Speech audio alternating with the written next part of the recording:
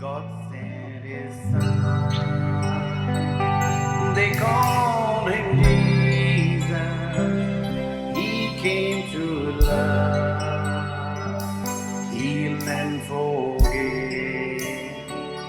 He lived and died to buy my pardon. Oh, thank you. An empty grave is there to prove my Savior lives. Because He lives, I can face tomorrow. Because He lives, all fear is gone. Because I know He holds the future. And life is worth living just because He lives. Because He lives, I can face tomorrow. मैं कल का सामना कर सकता हूँ क्योंकि वो जिंदा है। All fear is gone. ओ हर भय चला गया प्रभु, क्योंकि मैं जान रहा हूँ उसके हाथ में हमारा भविष्य है। इसलिए जिंदगी जीने लायक है क्योंकि यीशु मसीह जीवित है। Because He lives, I can face tomorrow. Because He lives, all fear is gone. Because I know He holds the future, and life is worth living just because He lives. How sweet to hold a newborn baby and feed the bride, and joy He brings. But greater still, the calm assurance this child can face uncertainty because He lives. Because He lives, I can face tomorrow. He can face tomorrow because you're alive. All fear is gone. Because I know He holds the future, and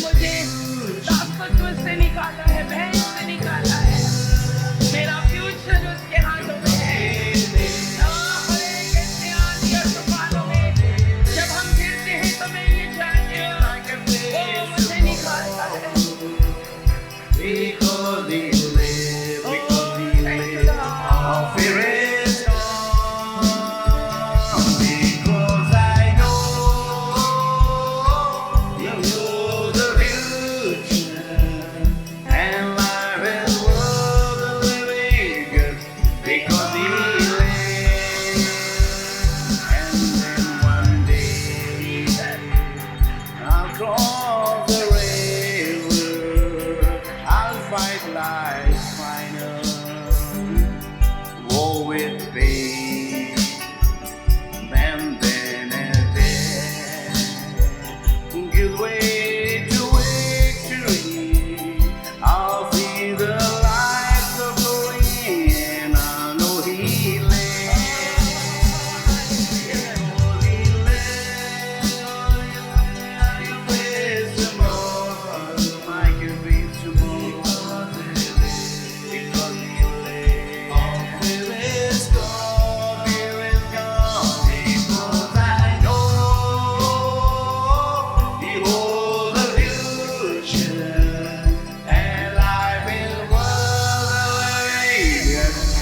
Because He lives, and life is worth the living. Because He आपके आस-पास खड़े हैं जो आपकी बातें लेकर आपकी offering लेकर जाते हैं, जो आप कहते हैं धन से बढ़कर है, धन से बढ़कर है। जब आप अपने परमेश्वर का गुणगान करते हैं, भर भर के आपकी टोकरी ओ स्वर्ग के दूत स्वर्ग में पहुंचाते हैं। Thank you lord. Hallelujah, hallelujah. यहोवा हमारा चरवाहा है, हमें कोई घटी नहीं है। यहोवा चरवाहा मेरा, कोई घटी मुझे नहीं है। चराइयों में मुझे मेरे चराता वो है। यहोवा चरवाहा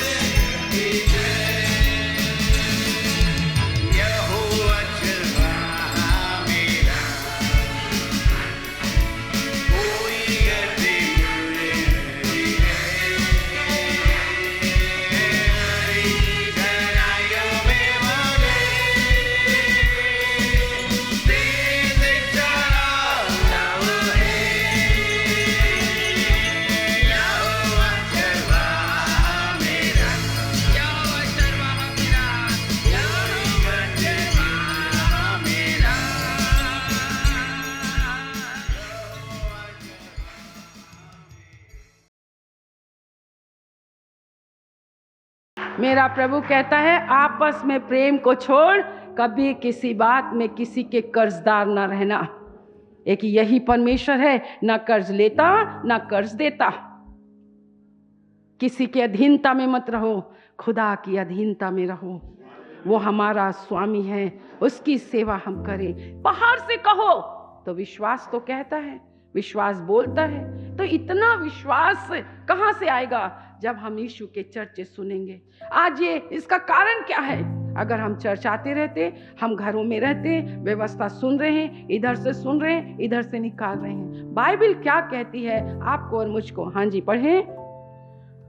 मैं तुमसे सच कहता हूं कि जो कोई इस पहाड़ से कहे तू उखड़ जा और समुद्र में जा पड़, और अपने मन में संदेह ना करे, वरन प्रतीति करे कि जो कहता हूं वह हो जाएगा, तो उसके लिए वही होगा। पर किससे ना कहे? शक और संदेह से ना कहे। परमेश्वर के वचन को पढ़ना, विश्वास से हम धर्मी ठहरे हैं। और धर्मी के विषय में हम चर्च में ही नहीं हैं, हम बाइबल स्टडी में नहीं हैं, हम तो व्यवस्था सीखना ही नहीं चाहते। हम तो बस मेरा प्रभु ये कर दे, ये कर दे, ये कर दे। अरे कभी ये पूछे हो मेरा प्रभु आप मुझसे क्या चाहते हो? कभी आप पूछे हो? कभी आपने अपने परमेश्वर की अगुवाई आपने मांगी है? आपने परमेश्वर से जो विश्वास करता है वो सब कुछ लेता है। मेरे प्रियो, किस कारण से? आइए उसके जल्दी से नीति वचन में पढ़ें। मैं अपना वो समय, आप इतना कम होता है, इतने कम समय में आप आत्मिक नहीं बन सकते हैं। क्या आपको परमेश्वर के वचन को सीखने की भूख है? बिना वचन पढ़े प्रार्थना करते हैं, बिना वचन पढ़े उपवास रखते हैं, बिना वचन पढ़े ग नहीं जानते हैं। नहीं मेरे प्रियो, परमेश्वर का वचन आपके और मेरे लिए है। हाँ जी, आइए हम पढ़ें उसके 5 वचन को। बुरे लोग न्याय को नहीं समझ सकते, परंतु यहोवा को ढूंढने वाले सब कुछ समझते हैं। हाँ। टेढ़ी चाल चलने वाले धनी मनुष्य से खराई से चलने वाला निर्धन पुरुष ही उत्तम है। व्यवस्था लिखा है, परंतु जो यहोवा को ढूंढने वाले होते हैं वो अपने जीवन की हर परिस्थिति को समझते हैं। मैंने बोला ना कि क्यों ऐसा हो रहा है, क्यों ऐसा हो रहा है, क्यों ऐसा हो रहा है, क्यों ऐसा हो रहा है, क्यों ऐसा हो रहा है, क्यों ऐसा हो रहा है। हमारे पास व्यवस्था है, आप व्यवस्था के अनुसार चलो, व्यवस्था के अनुसार करो, तब आपकी प्रार्थना सुनी जाती है। ऐसे प्रार्थना नहीं सुनता। आप किसी की नकल नहीं कर सकते, आप बुआ की नकल नहीं कर सकते हैं। आप मेरे साथ प्रार्थना में उठ सकते हैं, बैठ सकते हैं। आपकी प्रार्थनाएं मैं नहीं जानती, परंतु मैं तो वो प्रार्थना करती हूँ जो परमेश्वर की आत्मा मेरी आत्मा से प्रार्थना कराती है। मैं वो धन्यवाद करती हूँ जो परमेश्वर की आत्मा मेरी आत्मा से धन्यवाद कराती है। हम वो वचन की रोटी आपको देते हैं जो हमने कल सुबह उठकर 3.5 घंटा खुदा के चरणों में बैठकर हम अपने परमेश्वर से प्रभु बोलते जा रहे हैं, बोलते जा रहे हैं, बोलते जा रहे हैं। हम आपके प्रश्नों को लेकर जब प्रभु के सामने लाते हैं, आपकी समस्याओं को लाते हैं, आपकी विपत्तियों को लाते हैं, हम आपके ब्लड प्रेशर के लिए दुआ कर रहे हैं, आपके हर चीज के लिए हम दुआ कर रहे हैं। बाइबल तो कहती है मसीह की देह तेजस्वी है, निरोग है। परमेश्वर का वचन आपके और मेरे लिए है। आगे पढ़ते जाए भैया 6 वचन। जो व्यवस्था का पालन करता है वह समझदार सुपूत होता है, परंतु उड़ाऊ का संगी अपने पिता का मुंह काला करता है। जब मैं और आप अपने परमेश्वर के मुंह को काला कर रहे हैं, अपनी ही बातें, अपने ही विचार, अपनी ही दकिया सुनी बातें, अपना ही ये इतना बोलते हैं कि पास्टर तो तुम्हारे घर में विजिट करना ही को लगता, रहने दो भैया, हम आपकी पूरी सुनते हैं। क्या तुम परमेश्वर की सुनते हो?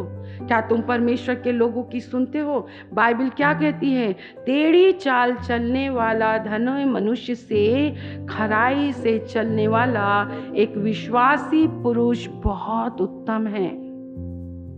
जो व्यवस्था का पालन करता है वो परमेश्वर की दृष्टि में परमेश्वर का एक समझदार पुत्र और पुत्रियां हैं, सुपूत है लिखा है।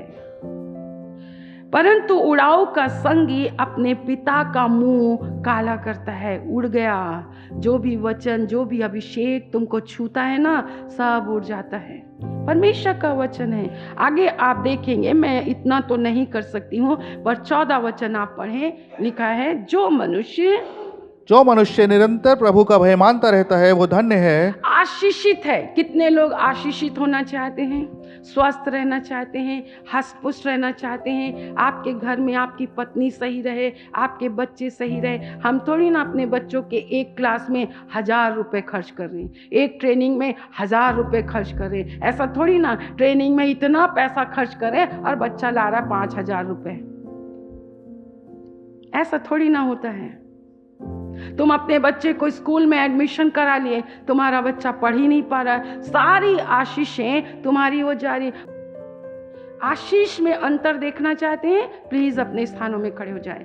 कौन सी आशीष आपकी ओर से है, आपकी कमाई हुई है, और कौन सी आशीष परमेश्वर की ओर से है। तो कैसे होता है, परमेश्वर के हमको सुपूत बनना है, अच्छे पुत्र और पुत्रियां बनना है। समस्याओं का कारण आप हमेशा समस्या में नहीं रहेंगे। परमेश्वर आपको मार डालने के लिए मिस्र से थोड़ी ना निकाला है, उसने आपको दासत्व से इसलिए नहीं निकाला। यरीहो की में रहना श्रापित था, परमेश्वर ने कहा यरीहो में नहीं रहना है, तुमको यरदन पार करना है। यरदन का जल 2 भाग हुआ। कैसे हुआ? जो उनको निर्देश मिले, जो उनको आज्ञा मिली, वो उस आज्ञा का चले। क्या आज्ञा कठिन थी? पर परमेश्वर उन्हें आजमा रहा था कि ये सुनते हैं कि नहीं सुनते। इससे पहले कान पकड़ के कहो, खुदा बाप मुझे क्षमा कर दे।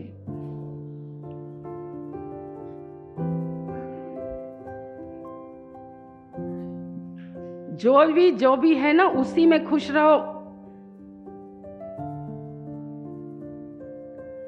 और जितनी अशुद्ध बकवाद करते हो ना, खुदा से लड़ने वाले कभी मत बनो। ना खुदा से, ना खुदा के सच्चे लोगों से, जो तुम्हारे किसी चीज का लालच और लोभ नहीं करते हैं, उनसे लड़ने वाले मत बनो। उसका नुकसान नहीं होगा, नुकसान तुम्हारा ही होगा। आइए मेरे साथ पढ़ें याकूब की पुस्तक।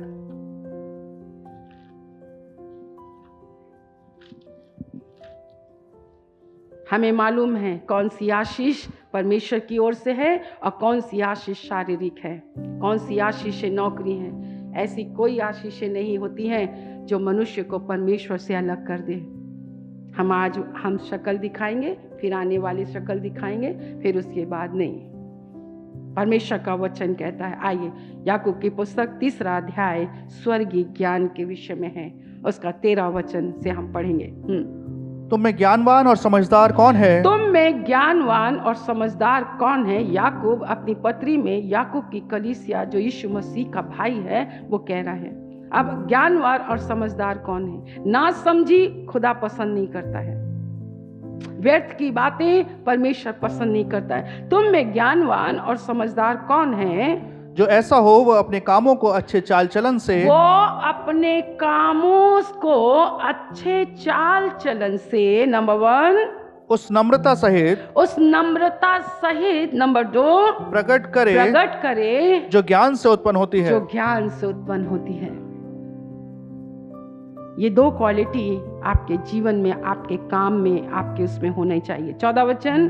पर यदि तुम अपने अपने मन में कड़वी डाहा, यदि आपका मन, आपका हृदय, आपकी भावनाओं में कड़वाहट है, चिड़चिड़ाहट है, दूसरों के प्रति ईर्ष्या है, जलन है, आप कंपटीशन करते हैं, मुंह छिपाते हैं, अनादर करते हैं, आप अपने अगुवे को बिना जय मसीह के करे मिले 1 हफ्ते में आते हैं के कार्य, आप देखिए बाइबल कहती है ये सब दुष्टात्माओं के लक्षण हैं। जब ये दुष्टात्माएं आती हैं ना, तो आप जय नहीं पाते, और जब आप जय नहीं पा रहे हैं तो आप जय जयकार नहीं। ईर्ष्या एक आत्मा है, बोलिए ईर्ष्या एक आत्मा है, जलन एक आत्मा है, बदले की भावना एक आत्मा है, दुष्टात्माएं हैं। क्रोध करना दुष्टात्मा है, किसी को श्राप करना ये दुष्टात्मा है। और हम कहते हैं कि हमारे अंदर पवित्र आत्मा है। पवित्र आत्मा ऐसा कभी नहीं करती है। पवित्र आत्मा गाली सुनकर गाली नहीं देती है। एक गाल पर कोई थप्पड़ मारता है तो दूसरा फेर देती है। आप और मैं किस आत्मा के चलाए चल रहे हैं? दुष्ट आत्माएं ईर्ष्या नहीं करती हैं।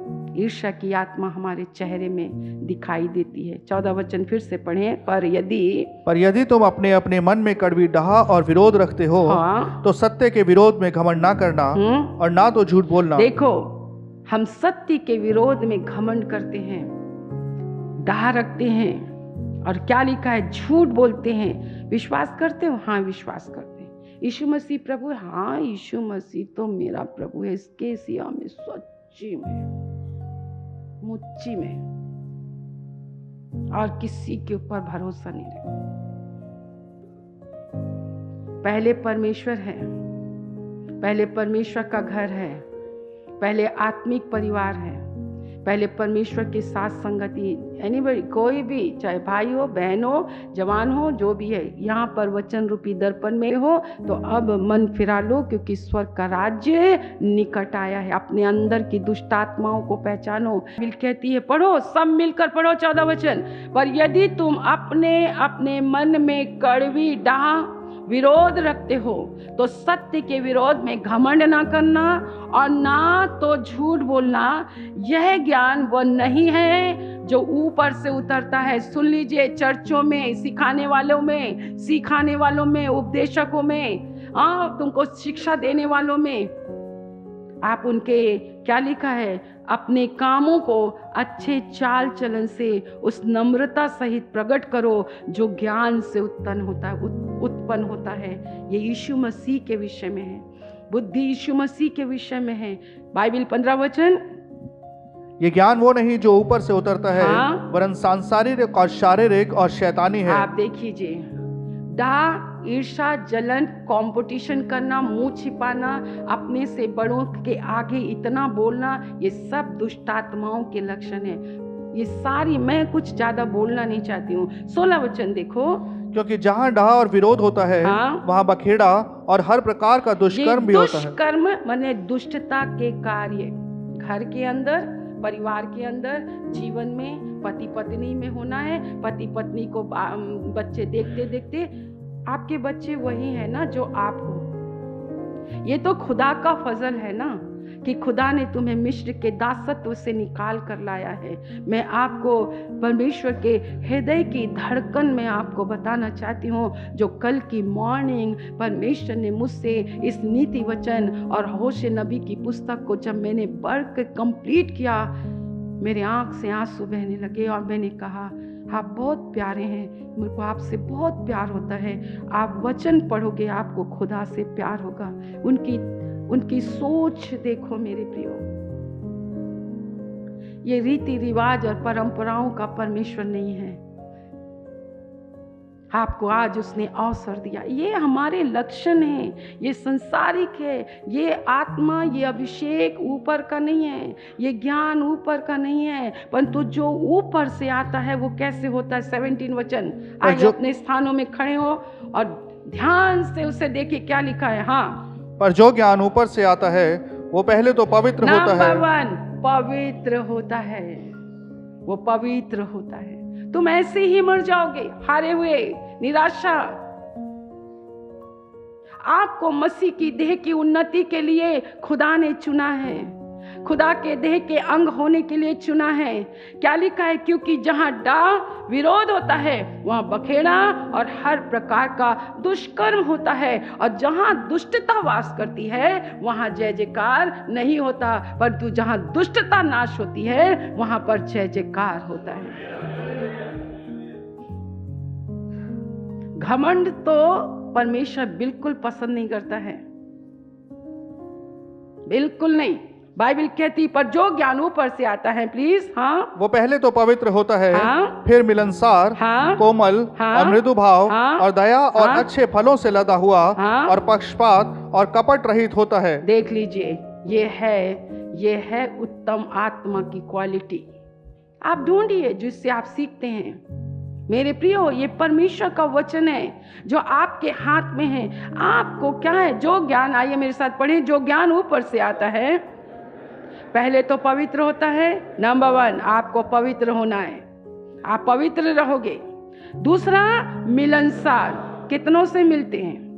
2 परिवार पिकनिक जा रहे हैं, फिर दो दिन के बाद सब खत्म, घर में विजिट करने जा रहे हैं, बिना भेजे जा रहे हैं, उठ रहे हैं, बैठ रहे हैं, फिर आके शिकायत, अरे हमने तो भेजा ही नहीं, मामा बोल के बेटा नहीं, ऐसा कुछ नहीं है। आप अपने इंसान को देखिए जो आपके बीच में प्रभु के द्वारा है। हम तो बिल्कुल भी नहीं मिलनसार। आप कितनों से मिलते हैं, कितनों के दिल आपसे मिले हुए हैं, कितनों के विचार आपसे मिले हुए हैं। मिलनसार हो तो किस कारण है आज दुष्टता की शक्तियां और बीमारियां और दुनिया के झमेले हमारे जीवन में है। मेरे प्रियो, शैतान को अपने जीवन में अवसर मत दीजिए। क्वालिटी लाओ पहले। बाइबल कहती है खुदा ने दिया, खुदा के घर से अपने घर को, बाइबल कहती पवित्र होता है, मिलनसार होता है, कोमल। कितने भी तुम धनी बन जाओ, कितने भी तुम अभिषिक्त बन जाओ, एक छोटा सा बच्चा, एक छोटे से ओ यीशु मसीह फरीसी और सदूकियों को ऐसी लताड़ते थे, वो डरते नहीं थे। आपने यीशु मसीह को देखा कहाँ है? परमेश्वर, गलत शिक्षाओं में मत बढ़िए, कोमलता में बढ़िए। मृदु भाव का क्या मतलब होता है? इतना प्रेमी अंदर से। आपको आर्टिफिशियल बनने की जरूरत नहीं। मैं आर्टिफिशियल नहीं, मुझे जो अच्छे लगते हैं मुझे अच्छे लगे, उनको देख के अपने आप ही मेरा मन चंगा हो जाएगा। मेरा जीवन आर्टिफिशियल नहीं है। मुझे प्रभु ने आपको दिया है प्रेम से, डांट से, छड़ी लगाकर, अनुशासन में लाकर। प्रेम आपको बचाता है, प्रेम आपकी उन्नति करता है, प्रेम दया करता है।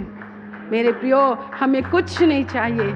अगर आप मन फिराकर स्वर्ग के राज्य में चले गए ना, ये अच्छी बात है। अपने अंदर इस क्वालिटी को लाओ, दया से भरे रहो, अच्छे फलों से लदा हुआ रहो, किसी का पक्षपात मत करो। आपके लिए गरीब भी वैसी ही है, आपके लिए अमीर भी वैसी ही है, सब ऐसी है। सबको गले लगाओ, सबके साथ उठो, सबके साथ बैठो, सबके साथ खाओ, सबके साथ पियो। ये परमेश्वर का वचन है। और लिखा है वो क्या होता है? पक्षपात और कपट रहित होता है, मिलाप कराने वाले धार्मिकता का फल मेल मिलाप के साथ लेते हैं। ये खुदा का वचन है।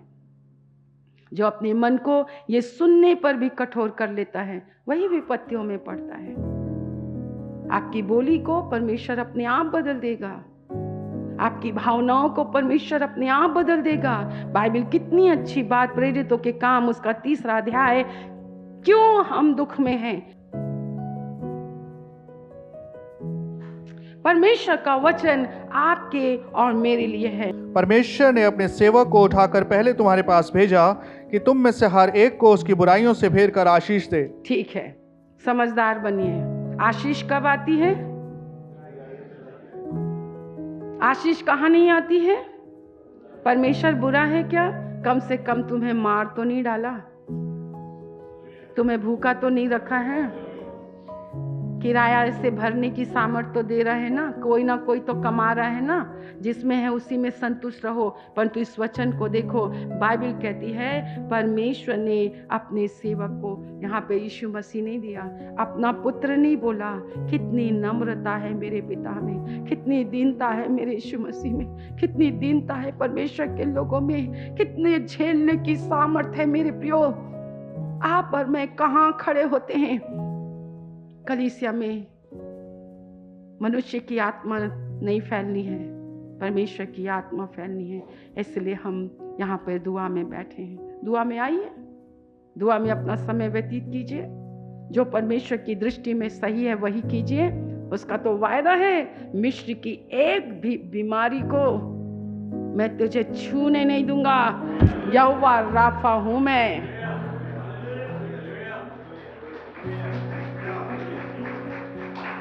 बाइबल इस बात को कहती है, परमेश्वर ने अपने सेवक को उठाकर पहले कहाँ भेजा? तुम्हारे पास भेजा, तुम्हारे घर में भेजा, तुम्हारी गली में भेजा, तुम्हारे जीवन में भेजा। क्या करने के लिए? चंगा करने के लिए। क्या देने के लिए? कितने लोग बुराई से फिरना चाहते हैं, संसारिकता से। ये ज्ञान वो नहीं है जो ऊपर से आता है। ये संसारिक है, शारीरिक है और शैतानिक है। कितनी 3 चीजें हैं। और उसका कार्यों के द्वारा क्या है? ईर्ष्या है, जलन है, डाह है, मतवाला, बहुत सी बातें हैं। तो हमारे अंदर तो दुष्ट आत्माएं हैं ना।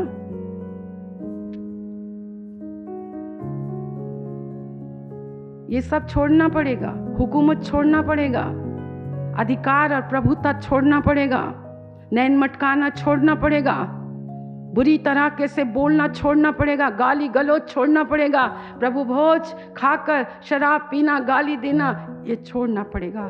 फिर भी खुदा का फजल है। मेरे पास टाइम नहीं है, पर एक वचन मैं आपको जरूर होशे की मैं आपको बताना चाहती हूँ। प्रभु का हृदय आइए मेरे साथ निकालें। 7 वचन से मैंने बहुत पढ़ा, परंतु मैं प्रभु का इतना धन्यवाद करती हूँ। वो सेवक आपके जीवन में आया, पहले वो आपको बुराई से छुड़ाएगा। बुराई से छूटो, पक्षपात से छूटो, ईर्ष्या जलन ये दुष्ट आत्माएं हैं जो आपको नाश कर रही हैं। मेरे प्रियो,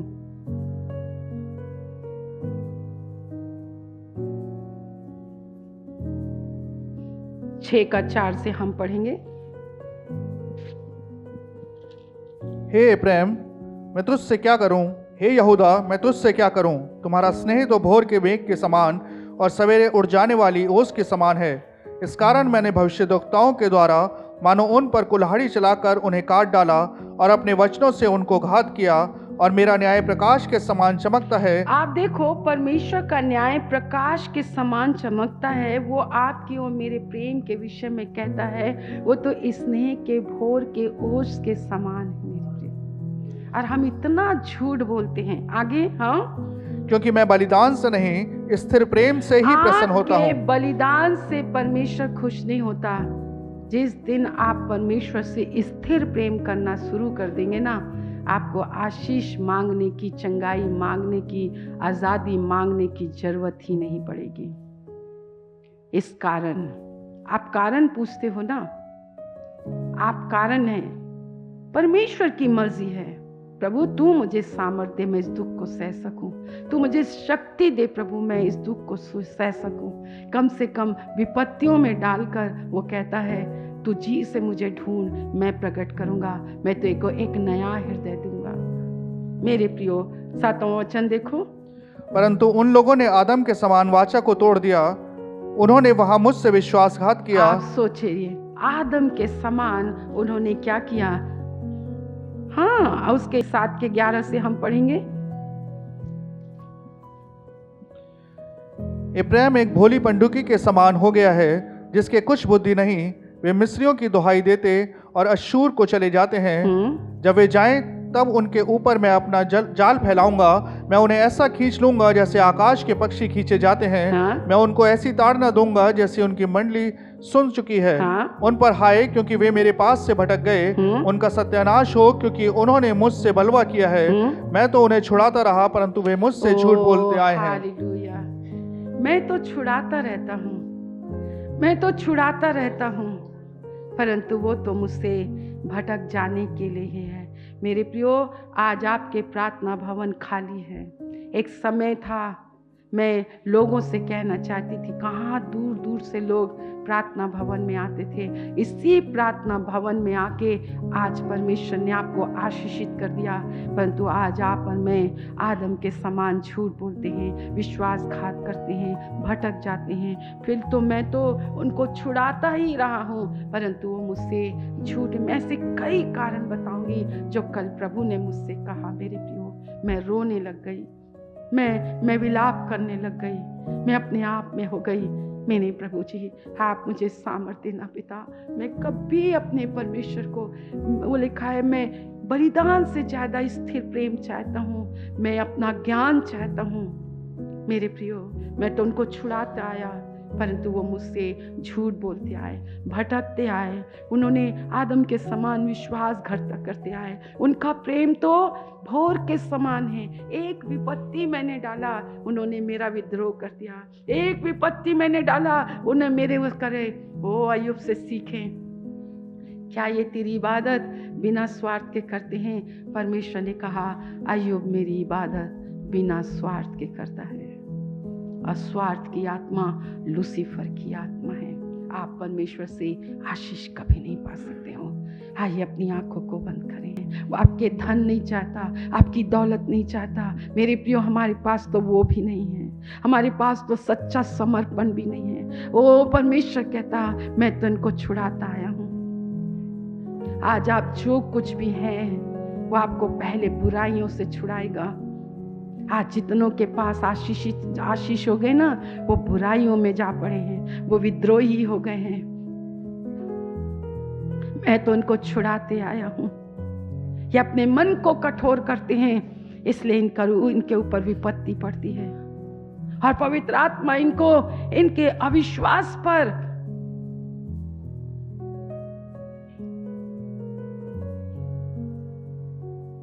वचन पर खड़े रहिए। जो मुझे सामर्थ देता है, उसकी शक्ति और सामर्थ के द्वारा मैं सब कुछ कर सकता हूं। हम आपके लिए आज प्रार्थना करने जाएंगे। आप आ सकते हैं मेरे पास, मैं आपके लिए प्रार्थना करूंगी, अभिषेक का तेल लगाऊंगी। इन दुष्ट आत्माओं को पहचानो। ये ज्ञान वो नहीं है, ये आशीषें वो नहीं है। जो आशीषें परमेश्वर देता है, उस आशीष पाए वो का जीवन ही अलग होता है। वो अलग अलग नहीं चलते हैं, वो पांति में चलते हैं। वो अपने अपने घरों में नहीं बैठे रहते हैं, वो खुदा के घरों में परमेश्वर के राज्य के लिए इस्तेमाल किए जाते हैं। मन फिराओ, क्योंकि स्वर्ग का राज्य निकट आया है। Thank you Lord, thank you Lord. इस तेल और जल को छू लीजिए। यीशु के नाम से यीशु का लहू बन जाए, यीशु के नाम से यीशु का लहू बन जाए, यीशु मसीह नासरी के नाम से यीशु का लहू बन जाए, यीशु मसीह नासरी के नाम से यीशु का लहू बन जाए। आपके वचन की सामर्थ, पवित्र आत्मा की सामर्थ के द्वारा प्रभु वो खुदावंद ये तेल छू लीजिए। जो कोई बंधुआई में है, पाप की और शैतान की, निर्धनता की, रोग और बीमारी, यीशु के नाम से यीशु के लहू से नष्ट हो मेरे प्रभु, नष्ट हो जाए। और उन्हें बाहर निकालिए प्रभु, उन्हें बाहर निकालिए मेरे परमेश्वर पिता, ताकि वो आपको जाने पहचाने, उनका जीवन आपके हाथों के द्वारा संवारा जाए। एक एक के ऊपर आपका हाथ पाया जाए। एक एक को छू लीजिए। जो कोई विश्वास से पिए लगाए वो चंगा हो जाए मेरे परमेश्वर। अगर अड़ोसी पड़ोसी कोई बीमार हो, मेरे परमेश्वर जब उन्हें दें वो भी चंगा हो जाए। हालेलुया। लोगों को परमेश्वर बाहर निकालिए अंधकार की शक्तियों से, और लोग आपके शरण में आए और परमेश्वर आशीषित हो। और मेरे प्रभु परमेश्वर पिता, उनके जीवन में आपका राज्य स्थापित हो। आपने सुना है, धन्यवाद। यीशु के नाम से, आमीन।